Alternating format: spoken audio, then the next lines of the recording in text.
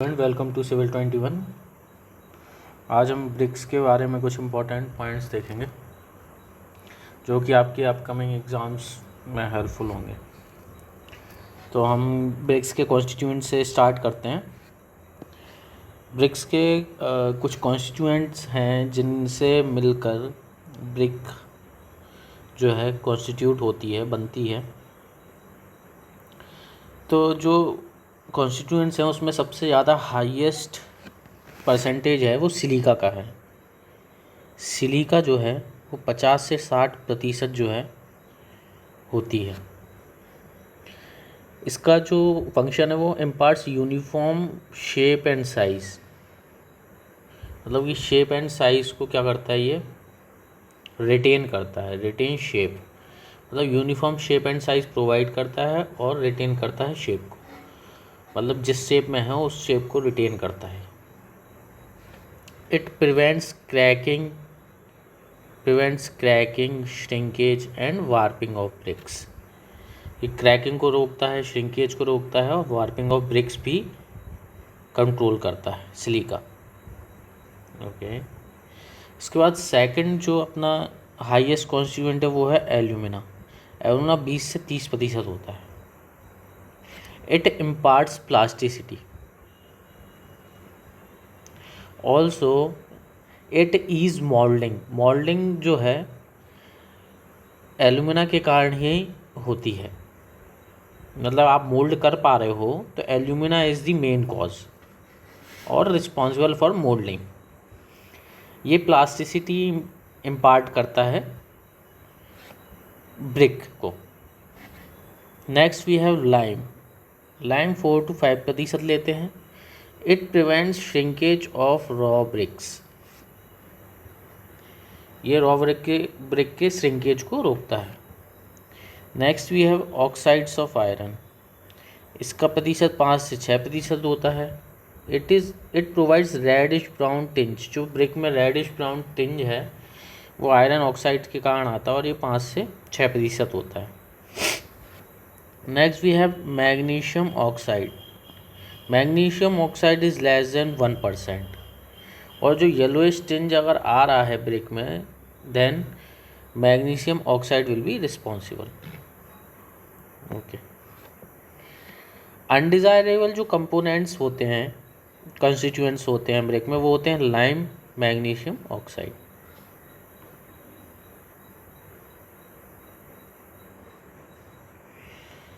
कुछ फेनोमेनन हैं जो ब्रिक्स में देखे जाते हैं कि कभी कभी ब्रिक्स जो होता है ब्रिटल हो जाती है और उसमें जो कोहेजन है उसका लॉस हो, जो पार्टिकल्स हैं उनके बीच में कोहेजन का लॉस हो जाता है।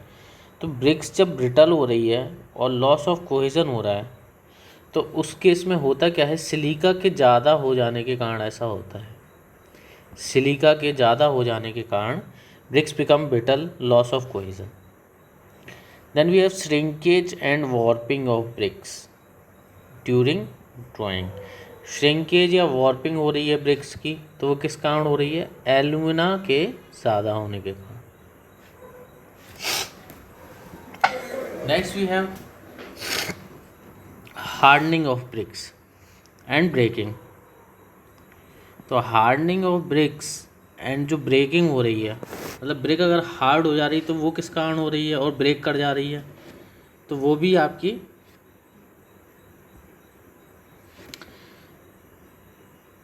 एल्यूमिना के ज़्यादा होने के कारण हो रही है।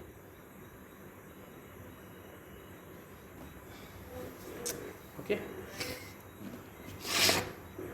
Next we have melting of bricks. तो मेल्टिंग ऑफ ब्रिक्स जो हो रहा है और लॉस्ट शेप या स्प्लिटिंग ऑफ ब्रिक्स हो रहा है इनटू पीसेस, ये सारा कुछ लाइम के इंक्रीमेंट के कारण हो रहा है। मेल्टिंग ऑफ ब्रिक्स मतलब कि लाइम का अगर कंटेंट बढ़ा दोगे तो ब्रिक अपने आप क्या होगा, एक्सपेंड करेगा, मेल्ट कर जाएगा। लॉस्ट शेप भी लॉस्ट कर देगा और स्प्लिटिंग भी हो जाएगी ब्रिक्स की into pieces. Next we have decay of bricks. Decay of bricks किस कारण होता है, तो मैग्नीशियम ऑक्साइड के ज़्यादा होने के कारण क्या होता है, डिके ऑफ ब्रिक्स हो जाता है। नेक्स्ट जो टॉपिक है वो है manufacturing of BRICS. Manufacturing of BRICS में आप देखोगे कि सबसे पहले हम प्रोसेस क्या होती है मैन्युफैक्चरिंग की ब्रिक को, तो एक सीक्वेंस है। सबसे पहले हम क्या करते हैं, अनसॉइलिंग करते हैं। अनसॉइलिंग क्या करते हैं, ऊपर की 200 mm की लेयर को रिमूव कर देते हैं सॉइल की। उसके बाद क्या करते हैं, डिग करते हैं, और उसको डिग करके क्या करते हैं, स्प्रेड कर देते हैं ओवर फील्ड के ऊपर स्प्रेड कर देते हैं। स्प्रेड करने के बाद क्या करते हैं, उससे इम्प्योरिटीज़ निकालते हैं। इम्प्योरिटीज़ निकाल देंगे तो वो क्या हो जाएगी, क्लीनिंग प्रोसेस हो जाएगी। ठीक है, after cleaning process we will expose the earth fill into atmosphere. जो भी आपने निकाला मिट्टी, उसको क्या करते हैं, एटमॉस्फेयर के लिए में एक्सपोज कर देते हैं कुछ समय के लिए, मतलब कि हवा के लिए रख देते हैं कि हवा उसको मिलती रहे। ठीक है ना, एटमॉस्फेयर में एक्सपोज करके रख देते हैं। अब कुछ समय बाद क्या करते हैं कि उसमें कुछ डेफिशिएंट इंग्रेडिएंट्स होते हैं, तो उसको क्या करते हैं, हम ऐड करते हैं, adding deficient ingredient. Okay, after adding the ingredients we will temper the mass. तो tampering is the process to give required plasticity to the mass, अर्थ मास। ठीक है, तो रिक्वायर्ड प्लास्टिसिटी कैसे दोगे आप, थोड़ा उसमें वाटर मिलाओगे। ठीक है, और उसमें क्या करोगे आप, जैसे आटा गूंथते हैं ना, तो आटा में क्या करते हैं, पानी मिलाते जाते हैं, तो वो क्या करते हैं, रिक्वायर्ड प्लास्टिसिटी पे आ जाता है। फिर उसके बाद अपन उसको रोटी बनाने के लिए वो तैयार हो जाता है आटा। उसी तरीके से क्या करते हैं, टेम्परिंग करते हैं, वाटर मिलाते जाते हैं, और जब वो प्लास्टिक आपको लगने लगे कि यार अब ये रिक्वायर्ड प्लास्टिसिटी हमने अचीव कर ली है, तो टेम्परिंग, तब वो प्रोसेस को हम आगे फर्दर मोल्डिंग पे ले जाते हैं। मोल्डिंग में क्या करते हैं कि एक सांचा आता है। अब जो आपने टेम्परिंग करके जो अर्थ मास निकाला, उसको क्या करते हैं, इसमें फिल कर देते हैं। ठीक है,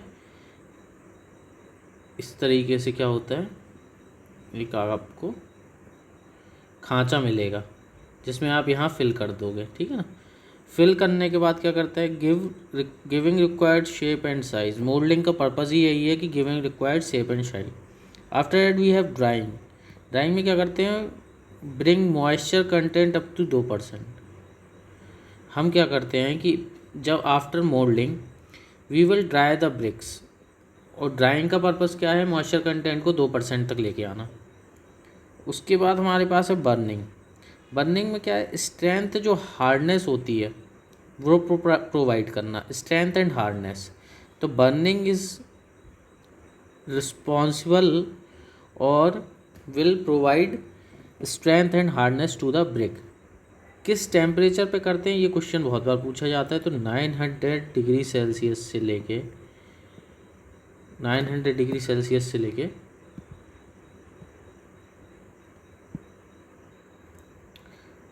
1200 डिग्री सेल्सियस तक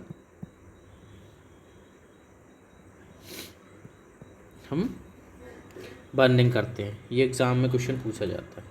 ओके, कुछ पॉइंट्स हैं, देख लेते हैं। टेम्परिंग जो प्रोसेस होती है is the process to obtain a homogeneous mass of brick earth having uniform character. वही मैंने बताया कि आटा के गूंथने की प्रोसेस ही टेम्परिंग है। उसमें क्या करते हैं, होमोजीनियस मास को अचीव करने का टारगेट होता है।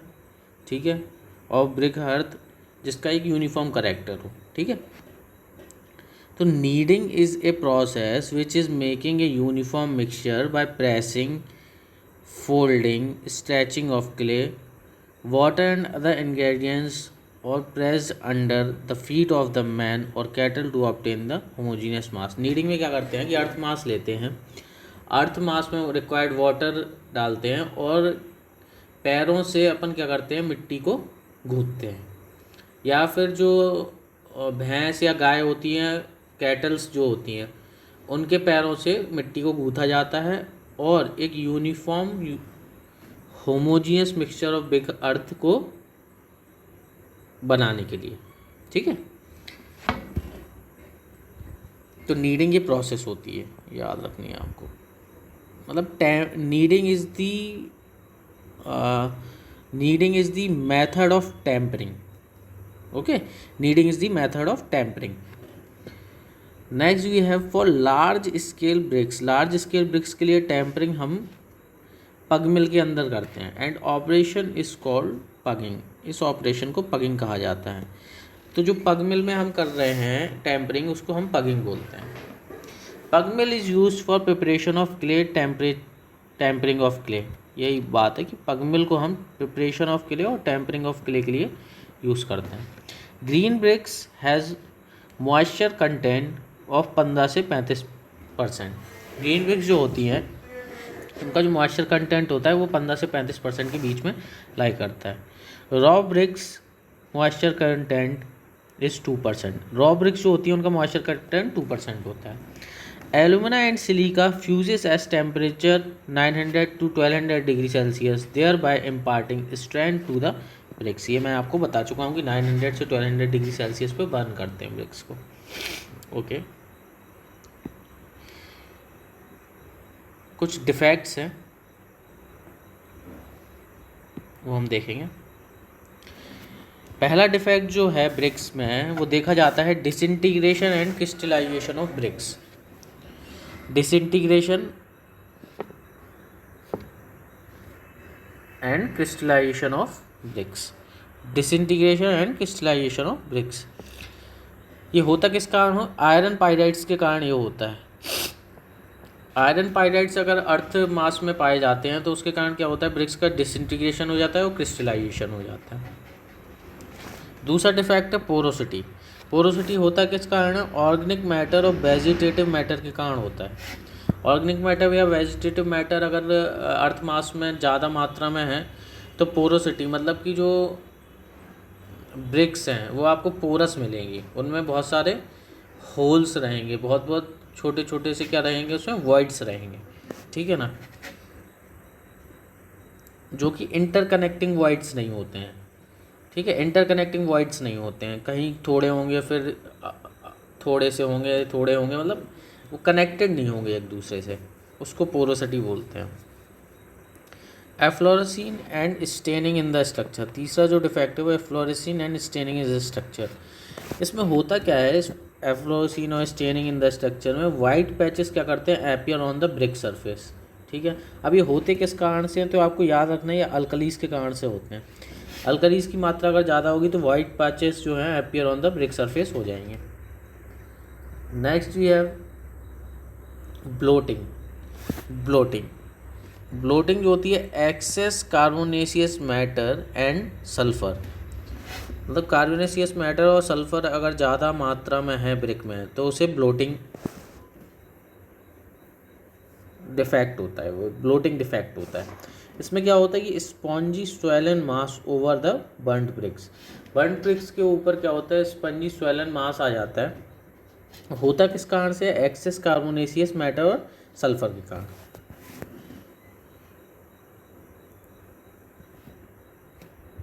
नेक्स्ट डिफेक्ट जो है वो आपका है ब्लैक कोर।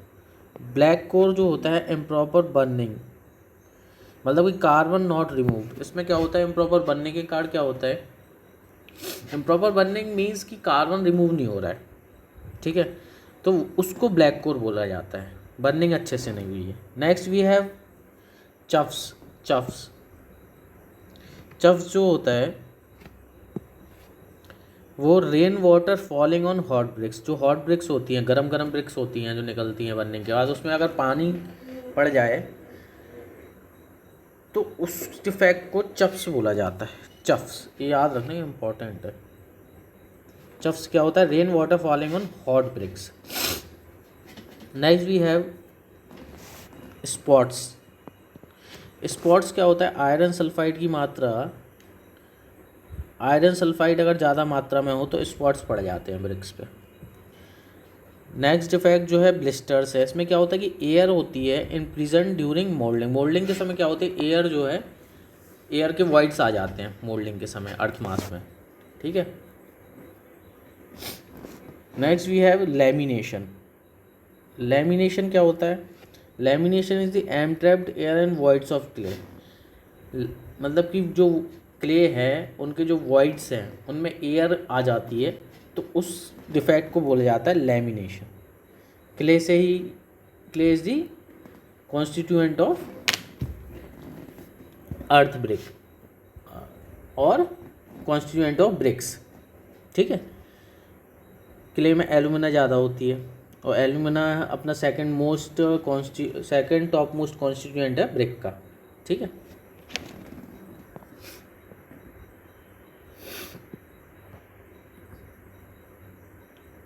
अब हम ब्रिक्स की बर्निंग करते हैं।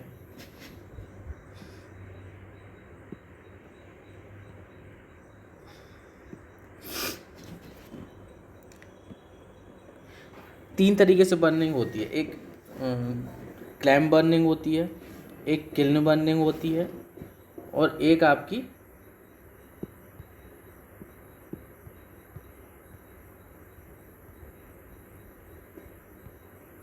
दो ही तरह की बर्निंग होती है, एक क्लैम्प बर्निंग और एक क्लीन बर्निंग। तो क्लैम्प बर्निंग के कुछ फ़ायदे हैं और कुछ स्पेसिफिकेशंस हैं, और किल्न बर्निंग के स्पेसिफिकेशंस हम देखते हैं। जैसे कि जो क्लैम्प बर्निंग है वो कंपैरेटिवली स्ट्रॉन्गर ब्रिक्स को प्रोवाइड करती है।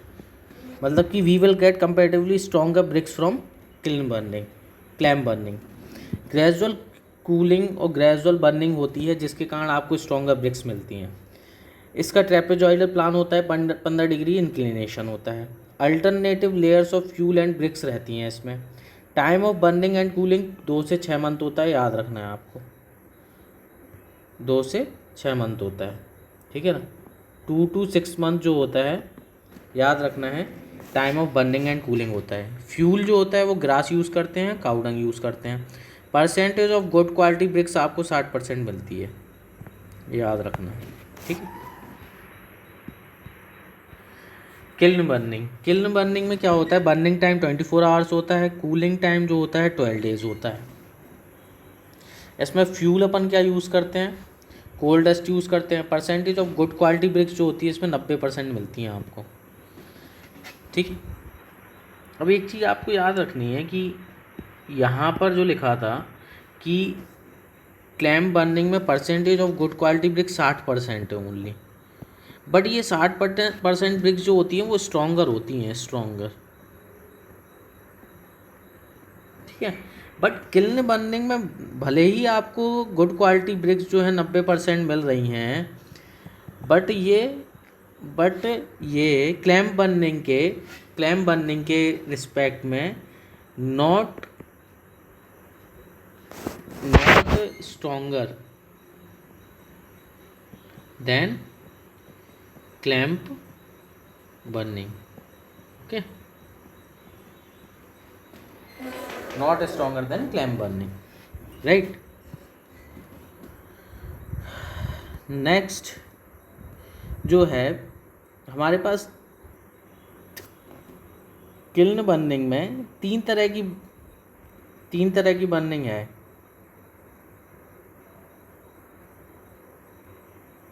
दो तरह की किल्न बर्निंग है अपने पास, एक अप ड्रॉट है, एक आपकी डाउन ड्रॉट है, एक बुल ट्रेंच है जो कि कंटिन्यूअस होती है, और एक हॉफमैन जो कि कंटिन्यूअस है, ठीक है, और एक टनल होती है जो भी कंटिन्यूअस है, ठीक है। तो इसमें क्या है, अप ड्रॉट जो होती है वो क्या होती है, आपकी पुअर क्वालिटी ब्रिक्स को प्रोवाइड करती है, इससे आपको पुअर क्वालिटी ब्रिक्स मिलती हैं, ठीक है। टेम्परेरी रूफ इसमें हम बनाते हैं। नॉन यूनिफॉर्म बर्निंग होती है, रेक्टेंगुलर इन शेप होती है। डाउन ड्रॉट भी इंटरमीडिएट होती है, मतलब कि आपको ब्रिक्स की अवेलेबिलिटी इंटरमीडिएट मिलेगी, मतलब कंटिन्यूस नहीं होती है इसमें, लेकिन गुड क्वालिटी ब्रिक्स मिलती हैं। परमानेंट रूफ रहती है इसमें, यूनिफॉर्म बर्निंग होती है, रेक्टेंगुलर इन शेप होती है, ओके। वहीं अगर आप बुल ट्रेंच की बात करें तो ये कंटिन्यूस होती है। पहली बात तो इसमें कंटिन्यूस ब्रिक्स की सप्लाई होती है, पुअर क्वालिटी होती है इसमें ब्रिक्स की, टेम्परेरी रूफ होती है, हाई फ्यूल कॉस्ट होती है, ठीक है, लो इनिशियल कॉस्ट होती है, अनअवेलेबल इन मानसून, मानसून में ये नहीं मिलती, ठीक है। इससे मानसून में क्या होता है कि ब्रिक्स की अवेलेबिलिटी इस वाली किल्न से, बुल ट्रेंच से कम हो जाती है। Then we have Hoffmann kiln, ये भी कंटिन्यूस होती है, इसमें गुड क्वालिटी ब्रिक्स मिलती है, परमानेंट रूफ रहती है, लो फ्यूल कॉस्ट होती है इसमें लेकिन, ठीक है। जो अभी हम देख रहे थे कि बुल ट्रेंच में फ्यूल कॉस्ट हाई है और लो इनिशियल कॉस्ट है, यहाँ पे लो फ्यूल कॉस्ट है और हाई इनिशियल कॉस्ट है, इनिशियल कॉस्ट ज़्यादा है। Available through out the year, मतलब कि through out the year available होती है, ठीक है। टनल वाली जो किल्न है वो भी क्या होती है, कंटिन्यूस होती है। Bricks placed on conveyor belt और ट्रॉवेल्स, ब्रिक्स क्या होती हैं कि कन्वेयर बेल्ट के थ्रू एक कंपार्टमेंट से दूसरे कंपार्टमेंट में जाती हैं। Passed through the different zones, heating, burning और कूलिंग, इन 3 जोन से पहला, दूसरा और तीसरा ये बेल्ट के थ्रू पहुंचती हैं। बेल्ट या कन्वेयर बेल्ट में रख दिया जाता है, पहले हीटिंग पे जाती हैं, फिर बर्निंग पे और फिर कूलिंग में। ये 3 कंपार्टमेंट होते हैं, ठीक है।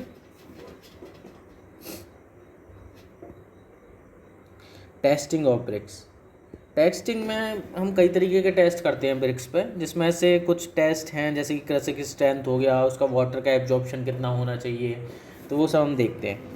जो कसिंग स्ट्रेंथ है फर्स्ट क्लास ब्रिक की, वो 10 न्यूटन पर mm स्क्वायर से ज़्यादा होनी चाहिए फर्स्ट क्लास ब्रिक की। सेकंड क्लास ब्रिक की 7 न्यूटन पर mm स्क्वायर से ज़्यादा होनी चाहिए।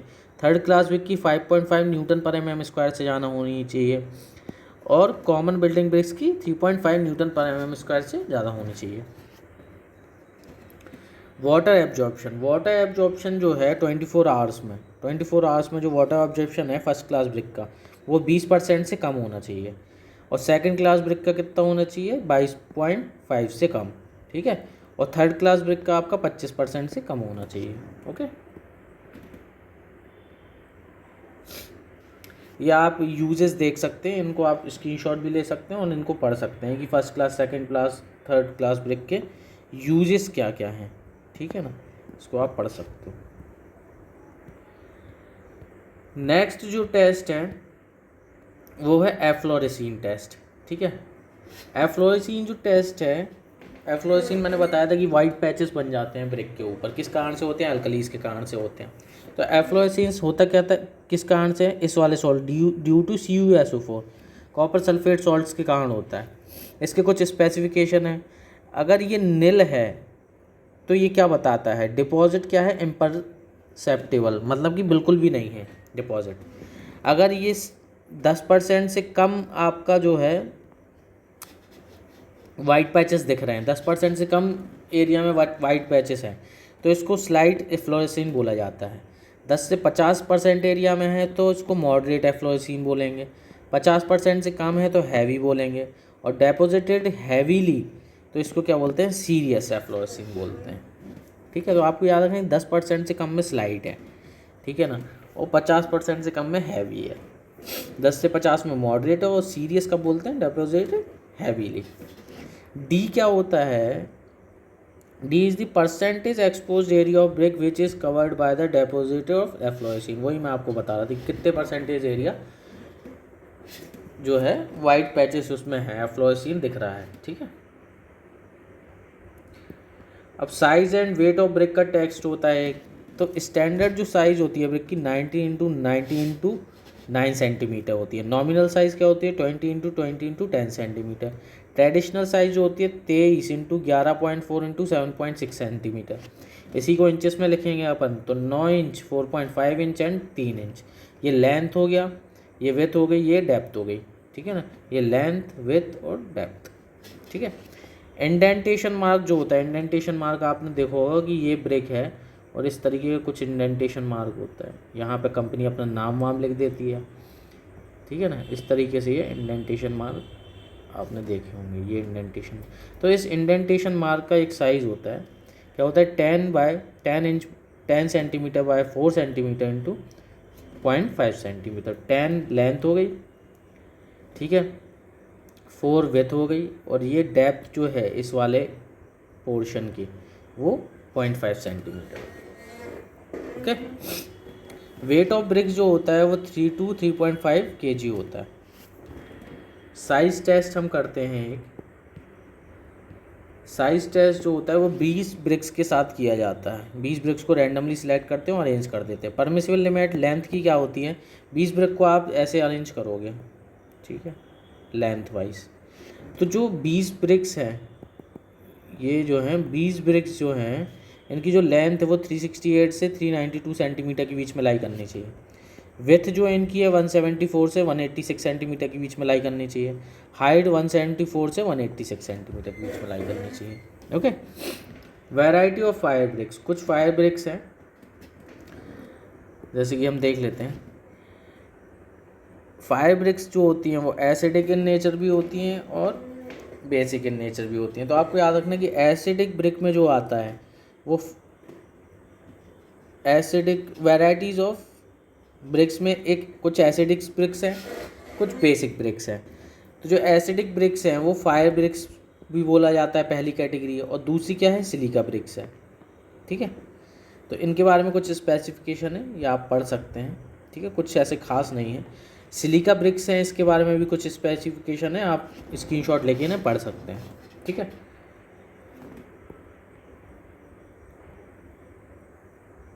अब कुछ बेसिक ब्रिक्स हैं। बेसिक ब्रिक्स कौन कौन सी है, मैग्नीशिया ब्रिक जो है बेसिक ब्रिक है। डोलोमाइट ब्रिक्स क्या है, बेसिक ब्रिक है। बॉक्साइट ब्रिक क्या है, बेसिक ब्रिक है। आपको जनरली इनके स्पेसिफिकेशन ज़्यादा पूछे नहीं जाते, बट पूछा ये जाता है कि एसिडिक ब्रिक कौन कौन सी है। तो आपको याद रखना है फायर ब्रिक्स और जो सिलिका ब्रिक्स होती हैं वो एसिडिक ब्रिक्स होती हैं। बाकी जो बेसिक ब्रिक्स हैं वो मैग्नीशिया ब्रिक्स हैं, डोलोमाइट ब्रिक्स हैं और बॉक्साइट ब्रिक्स हैं। तो ये इंपॉर्टेंट है, याद रखना है आपको। ओके, कुछ न्यूट्रल ब्रिक्स हैं। तो न्यूट्रल ब्रिक्स में कौन कौन सी ब्रिक्स आती हैं ये भी याद रखना है। Chromite brick is a neutral brick, high alumina brick is a neutral brick. Okay,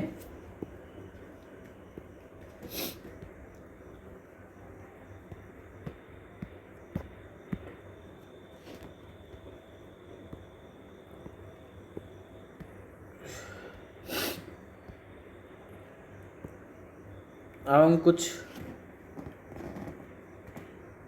types of bond के बारे में देखेंगे जो कि हमको ब्रिक वर्क में मिलते हैं। जैसे आप चिनाई करवाते हैं तो आपको क्या क्या बॉन्ड मिलते हैं, types of bond we will find on the wall of bricks. Okay,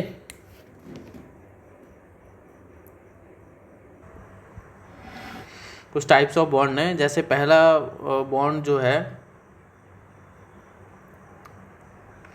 वो हम देखेंगे, दैट इज इंग्लिश बॉन्ड। ये आपका जो है पहला इंग्लिश बॉन्ड है। ठीक है, इंग्लिश बॉन्ड जो होता है, alternative course of stretcher and header are laid. देखो अल्टरनेटिव कोर्स, एक आपने ये स्ट्रेचर की तरफ बिछा दिया, ठीक है ना, देखो बिछाते जा रहा है ये स्ट्रेचर एक कोर्स में, इसके ऊपर जो कोर्स रखोगे उसमें ऐसे बिछा दोगे, देखो ऐसे बिछा दोगे जैसे ये बिछाए हुए हैं यहाँ पे हमने। ये ऊपर वाला कोर्स है, ये पहला, फिर दूसरा ये है। ठीक है, फिर तीसरा जब आप बिछाओगे तो तीसरा फिर वैसा ही हो जाएगा स्ट्रेचर के फॉर्म में ये। ठीक है, इस तरीके से।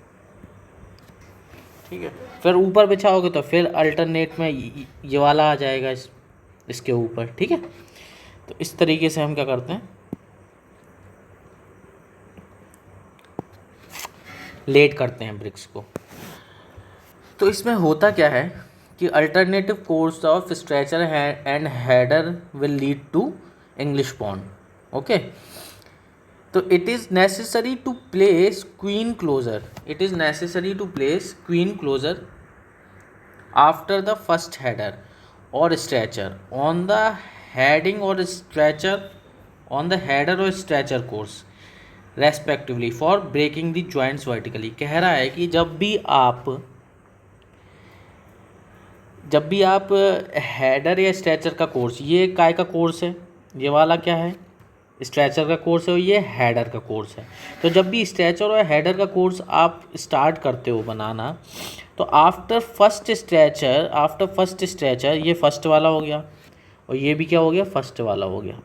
तो after first stretcher we will place queen closure. ये जो है क्यू इनक्लोजर है, ये क्या है, क्यू इनक्लोजर। तो कह रहा है कि Q enclosure after first stretcher और हेडर हम क्या करते हैं, प्लेस करते हैं ताकि वर्टिकलिटी ऑफ जॉइंट्स को ब्रेक किया जा सके, ठीक है ना, जिससे कि वर्टिकलिटी ऑफ जॉइंट्स को ब्रेक किया जा सके। अब वर्टिकलिटी ऑफ जॉइंट्स क्या होती है कि ये जो जॉइंट है, जैसे कि आपको अभी मैं सेक्शन दिखा रहा हूँ, ये है एक कोर्स और नीचे वाला कोर्स भी अगर ऐसे ही बिछा देंगे तो ये जो वर्टिकल, ये जो जॉइंट है ना, ये वर्टिकल जॉइंट एक ही लाइन में आ जा रहा है। अगर एक ही लाइन में आ जा रहा है तो इजीली इसकी क्या हो जाएगी, ब्रेकिंग हो जाएगी, ठीक है। तो ये जो जॉइंट है ना, ये ऐसे इस तरीके से नहीं आना चाहिए, वर्टिकल जॉइंट्स ऐसे आना चाहिए, जैसे ये आपने बनाया, फिर आपका ये, मतलब ये जॉइंट यहाँ पे है और ये यहाँ है, तो ये क्या है, वर्टिकल नहीं है, एक ही लाइन में नहीं है, ठीक है ना। तो इस तरीके से होना चाहिए, ओके।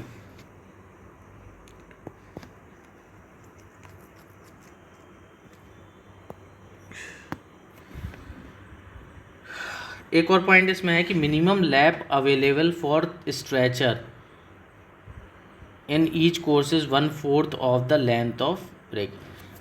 मतलब कि जो मिनिमम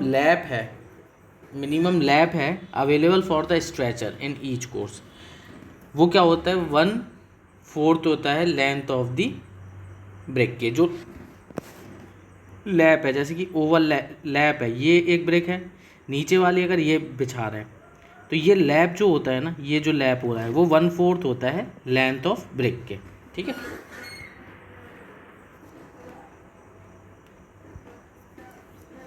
अब जो इंग्लिश बॉन्ड होता है, इसमें दो तरीके के वॉल्स बनती हैं। एक तो एक हाफ ब्रिक थिक वॉल बनती है और एक बनती है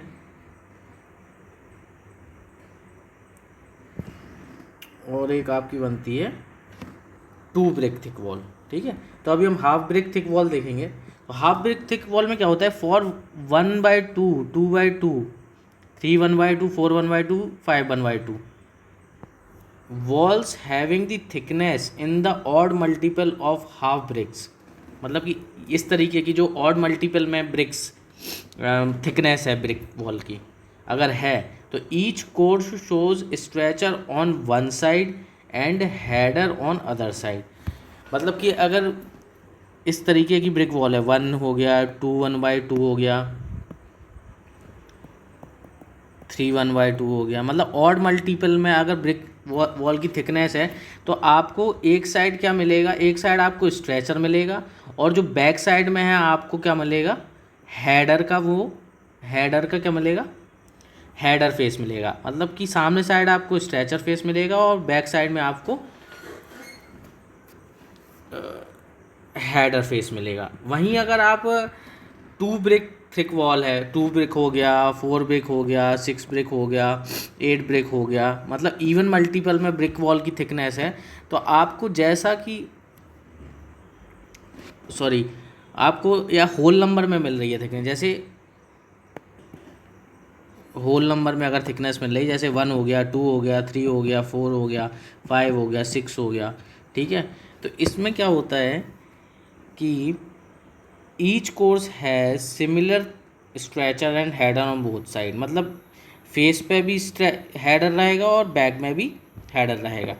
अगर स्ट्रेचर है फ्रंट में तो बैक में भी स्ट्रेचर ही रहेगा, ठीक है। इस तरीके से होता है, ठीक है।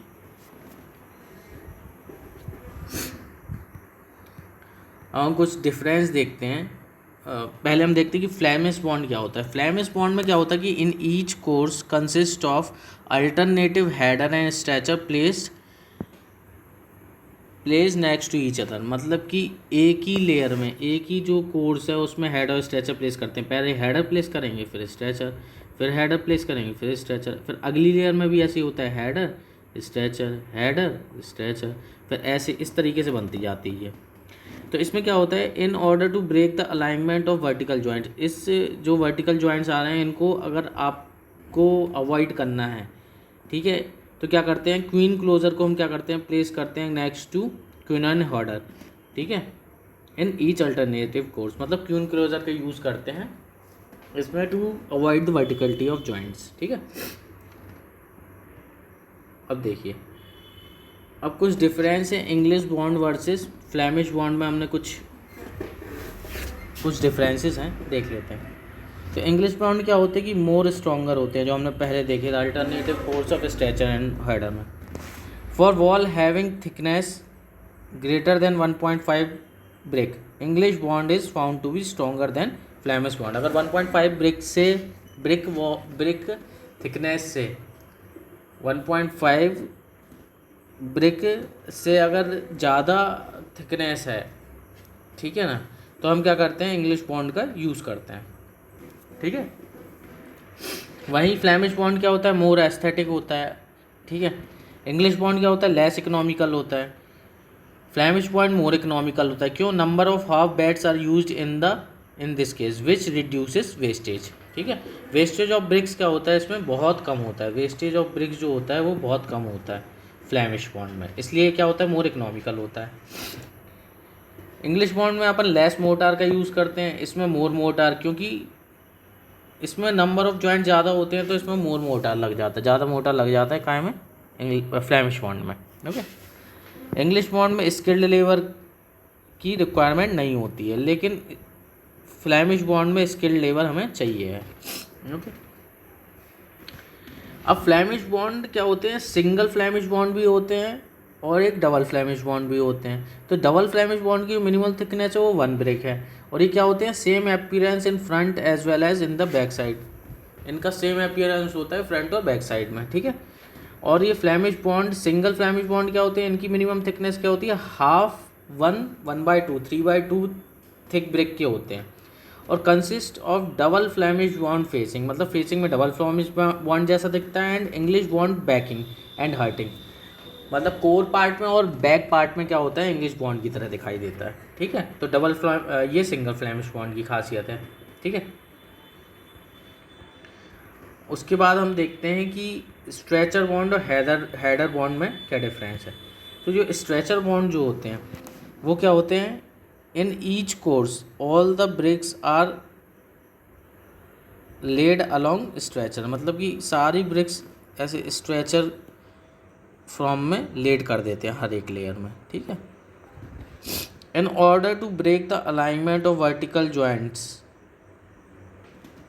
To be in a straight line, half beds are used in each alternative course, half beds का यूज़ करते हैं to avoid the. Half beds क्या होते हैं, ये आपकी टोटल लेंथ है, इसको आप 20 से काट दो, इतना हाफ बेड होता है, ठीक है। A lap of 1 brick thick is available for each stretcher and all the courses. The bond is provided when the half brick thick wall is required. This bond is provided when the half brick thick wall is required. Okay. Header bond के साथ क्या है कि आप header bond को place करते जाते हो, ठीक है ना। अल्टरनेटिव लेयर्स में भी हेडर बॉन्ड प्लेस करते हैं। अब इसकी वर्टिकलिटी ऑफ जॉइंट्स को ब्रेक करने के लिए हम 3/4 बेड का यूज़ करते हैं, ठीक है। इसमें लैप होता है हाफ ब्रिक विथ का, ठीक है। Minimum thickness of load bearing wall is 1 brick. जब 1 ब्रिक थिक वॉल बनानी होती है तो हम हेडर बॉन्ड से बनाते हैं, ठीक है। The bond is generally provided in foundation work in order to distribute the load efficiently, ठीक है ना। फाउंडेशन वर्क में हम क्या करते हैं, हेडर बॉन्ड का यूज़ करते हैं, ओके।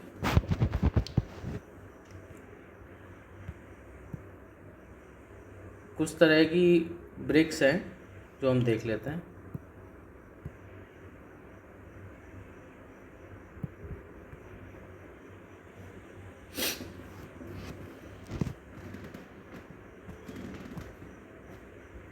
टाइप्स ऑफ ब्रिक, ठीक है ना। तो टाइप्स ऑफ ब्रिक में क्या है कि फुल ब्रिक जो होती है वो इस तरीके से होती है, आपने देखी होगी। क्वीन क्लोजर जो ब्रिक है उसको क्या करते हैं, हाफ सेक्शन यहाँ से हम काट देते हैं तो आपको क्वीन क्लोजर मिल जाएगी। क्वीन क्लोजर क्वार्टर में क्या करते हैं, और इसको काट दोगे इधर से तो ये आपको क्वीन क्लोजर मिल जाएगी, किंग क्लोजर में क्या करते हैं, किंग क्लोजर में फुल ब्रिक से कुछ इस तरीके से काट देते हैं, मतलब इधर से ऐसा कुछ इतना पार्ट काट देंगे तो किंग क्लोजर मिल जाता है। वीवेल्ड क्लोजर में इधर से ऐसा काट देते हैं तो ये वीवेल्ड क्लोजर मिल जाता है। मीटर्ड क्लोजर में क्या करते हैं, मीटर्ड क्लोजर में एक एंड को पकड़ते हैं और इधर का हाफ एंड, हाफ विथ, देखो ये जो है हाफ विथ और ये एक एंड पकड़ा तो ये क्या करते हैं, इतना काट देते हैं, इतना निकाल देते हैं, तो ये जो बचता पार्ट है वो मीटर्ड क्लोजर है। हाफ वेट में क्या करते हैं, हाफ वेट में आधा काट देते हैं।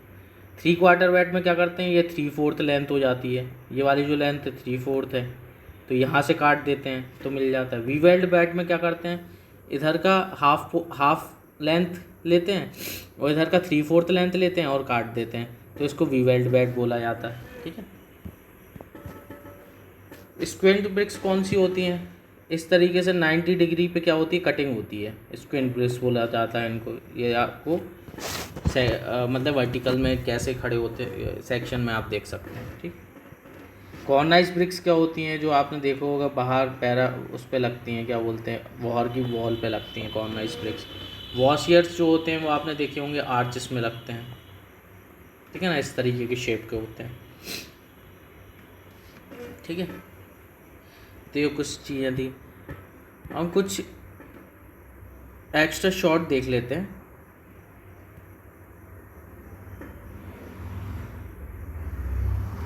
जो इम्पोर्टेंट है ब्रिक्स के regarding. The position of bricks cut to form angles other than right angle in the plan is known as squint brick. The position of brick cut to form angles other than right angles in plan is known as squint closure. Okay, कि अगर ये जो अभी हमने देखा था कि 90 degree से अगर अदर एंगल्स अगर बना रही हैं ब्रिक्स कटिंग पे, तो उसको बोलते हैं squint closure. Number of bricks required for 1 cubic metre is 1 cubic metre में 500 ब्रिक्स को आप रख सकते हो। Glazing is use to make earthenwares impervious. Earthenwares जो बनते हैं घड़े, पानी के जो घड़े होते हैं उसमें ग्लेजिंग का यूज़ करते हैं, glazing to make it impervious. Header should be use for hearting of thicker walls. Thicker walls की हर्टिंग के लिए कोर पार्ट में क्या करते हैं, हेडर्स के यूज़ करते हैं। डबल फ्लैमिश बॉन्ड क्या होता है, 1 ब्रिक थिक होता है। सिंगल फ्लैमिश बॉन्ड क्या होता है, 1.5 ब्रिक थिक होता है। Expansion joint in masonry walls are provided in wall length greater than 40 metre. Expansion joint अगर प्रोवाइड करने हैं वॉल ब्रिक वॉल में तो वो 40 मीटर के बाद ही एक्सपेंशन जॉइंट का यूज़ होता है। For heavy load English bond का यूज़ करते हैं, देख लिया हमने। Mortar joints which is normal to the face of wall, उसको क्रॉस जॉइंट बोला जाता है। The slenderness ratio for the masonry walls should not be more than 20 degree. ठीक है ना, slenderness ratio for masonry wall should not be more than 20। The proportion of lime and sand, proportion of lime and sand in the mortar normally use in brick construction is 1:2। 1:2 का हम क्या करते हैं, generally mortar बनाते हैं for the construction of brick work. Vertical joints in the stretcher course is half times the number of joints in the header course. Header course के मुकाबले stretcher course में क्या होते हैं, जॉइंट्स बहुत कम होते हैं। As compare to stretcher course the thickness of joints in header course will be less compare to stretcher course. क्या होता है, जो हेडर कोर्स है ना उसमें क्या होती है कि जो जॉइंट होती है मोटार की वो क्या होती है, कम होती है, थिकनेस जो होती है। ठीक है। First class brick should be cherry red colour, cherry red colour होना चाहिए। यूनिट वेट ऑफ ब्रिक 19 से 20 किलोमीटर पर मीटर क्यूब होना चाहिए। Weathered clay is most suitable for making bricks. A bull nose brick is not use for arches. Bull nose bricks का हम arches में use नहीं करते हैं। Brick suitable for high class brick masonry, modular bricks का use करते हैं high class masonry में। The brick before placing in masonry are soaked in water.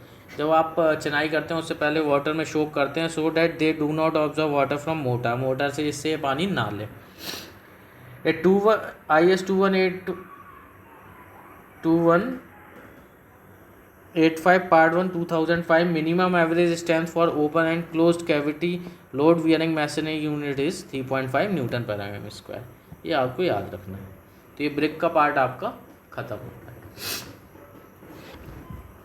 एक और चीज़ हम देख सकते हैं, इसका आप स्क्रीनशॉट ले सकते हो। कुछ तरीके की ब्रिक्स होती हैं जैसे कि स्पेशल ब्रिक्स में आती हैं। पहली जो होती है वो बर्न्ड क्ले परफोरेटेड ब्रिक्स होती है, ठीक है। इसका IS 2222 में इसका क्या है, इसके बारे में दिया हुआ है, ठीक है। तो इसके कुछ स्पेसिफिकेशन है, इसको आप स्क्रीनशॉट लेके पढ़ सकते हैं, ठीक है ना। रिफ्रैक्टरी ब्रिक्स होती हैं जो कि हम क्या करते हैं, फर्नेसेस लाइनिंग में यूज़ करते हैं, ठीक है। तो इसको भी आप पढ़ लीजिएगा, कुछ इसके स्पेसिफिकेशंस है, ठीक है। Heavy duty burned clay bricks होती हैं, ठीक है। ये IS 2180 में दी हुई हैं, इसके कुछ स्पेसिफिकेशन है, इनको आप पढ़ लीजिएगा।